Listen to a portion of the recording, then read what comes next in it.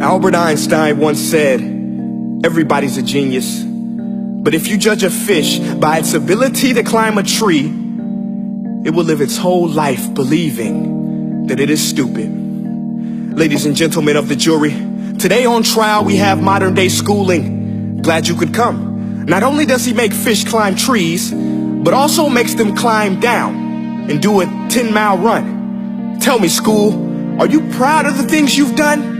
Turning millions of people into robots, do you find that fun? Do you realize how many kids relate to that fish swimming upstream in class, never finding their gifts, thinking they are stupid, believing they are useless? Well, the time has come, no more excuses. I call school to the stand and accuse him of killing creativity, individuality, and being intellectually abusive.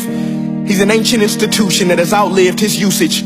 So, Your Honor, this concludes my opening statement, and if I may present the evidence of my case, I will prove it. Proceed. Exhibit A. Here's a modern day phone. Recognize it? Here's a phone from 150 years ago.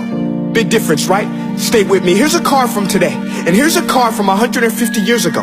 Big difference, right? Well, get this. Here's a classroom of today, and here's a class we used 150 years ago. Now ain't that a shame? In literally more than a century, nothing has changed. Yet you claim to prepare students for the future? But with evidence like that, I must ask, do you prepare students for the future or the past? I did a background check on you and let the record show that you were made to train people to work in factories, which explains why you put students in straight rows, nice and neat, tell them sit still, raise your hand if you want to speak, give them a short break to eat, and for 8 hours a day, tell them what to think. Oh, and make them compete to get an A letter which determines product quality, hence grade A of meat. I get it. Back then, times were different. We all have a past. I myself am no Gandhi. But today, we don't need to make robot zombies. The world has progressed. And now we need people who think creatively, innovatively, critically, independently, with the ability to connect. See, every scientist will tell you that no two brains are the same. And every parent with 2 or more children will confirm that claim. So please explain why you treat students like cookie cutter frames or snapback hats, giving them this one-size-fits-all crap. Watch your language. Sorry, Your Honor, but if a doctor prescribed the exact same medicine to all of his patients, the results will be tragic. So many people will get sick, yet when it comes to school, this is exactly what happens, this educational malpractice, where one teacher stands in front of 20 kids, each one having different strengths, different needs, different gifts, different dreams, and you teach the same thing the same way? That's horrific. Ladies and gentlemen, the defendant should not be acquitted. This may be one of the worst criminal offenses ever to be committed. And let's mention the way you treat your employees. Objection. Overruled. I want to hear this. It's a shame. I mean, teachers have the most important job on the planet, yet they're underpaid? No wonder so many students are short-changed. Let's be honest. Teachers should earn just as much as doctors, because a doctor can do heart surgery and save the life of a kid.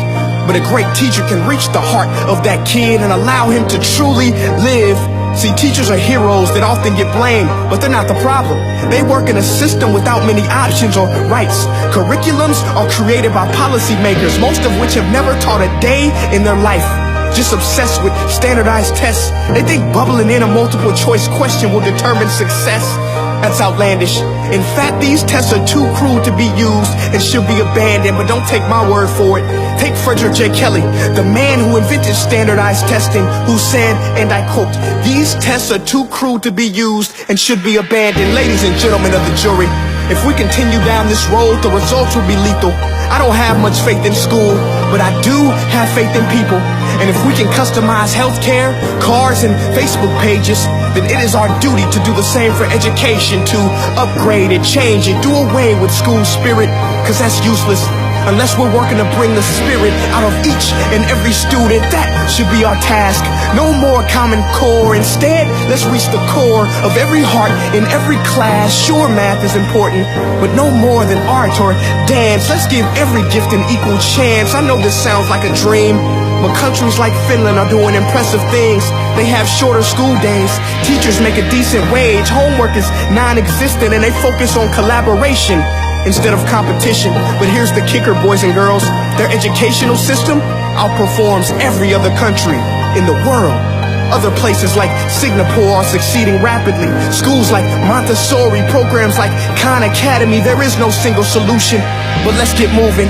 Because while students may be 20% of our population, they are 100% of our future. So let's attend to their dreams, and there's no telling what we can achieve. This is a world in which I believe, a world where fish are no longer forced to climb trees. I'll rest my case.